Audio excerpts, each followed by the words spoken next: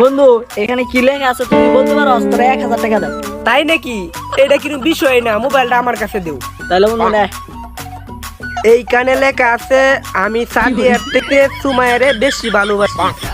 ওইটা আবার মিম জানে না। এখন কইছি, এখন আমারে 1000 টাকা দিও।